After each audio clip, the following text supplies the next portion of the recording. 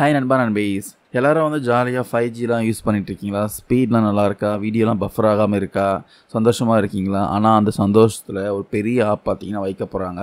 ஆமாங்க, ஒரு அதிர்ச்சியான ஒரு செய்தி வந்திருக்கு.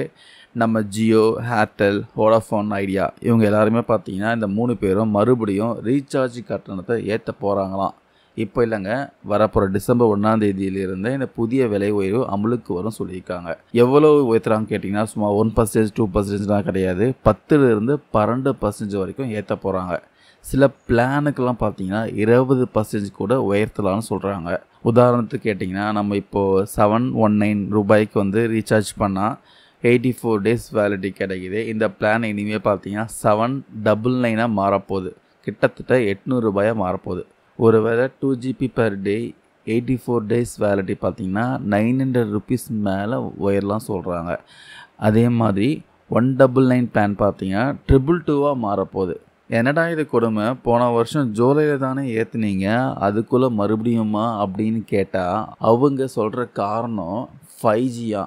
ஆமாங்க, இந்த 5G சேவையை கொண்டு வரத்துக்கும் அதை மெயின்டைன் பண்ணுறதுக்கும் அவங்களுக்கு நிறைய செலவாகுதான்.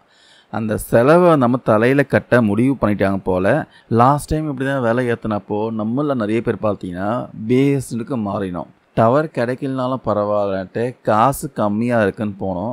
ஆனால் பிஎஸ்என்எல் கிட்ட 5G இல்லை, 4Gயே ஒழுங்காக இல்லைன்ட்டு போனவங்க எல்லோரும் பார்த்தீங்கன்னா திரும்ப இந்த 3 பேர்கிட்டையும் வந்துட்டாங்க. இப்போ நாம் வேறு எங்கேயும் போக முடியாதுன்னு தெரிஞ்சதும் இவங்க மறுபடியும் பார்த்தீங்கன்னா விலை ஏற்றுறாங்க. இப்போ நம்மளை சமாதானப்படுத்த இந்த விலை உயர்வுக்கு பதிலாக கூட கொஞ்சம் என்டர்டெயின்மெண்ட் சலுகையாக ஏதாவது எக்ஸ்ட்ரா ஓடிடி சப்ஸ்கிரிப்ஷன், வேறு ஏதாவது என்டர்டெயின்மெண்ட் சலுகை கொடுக்கறதுக்கு வாய்ப்பு இருக்குதுன்னு சொல்கிறாங்க.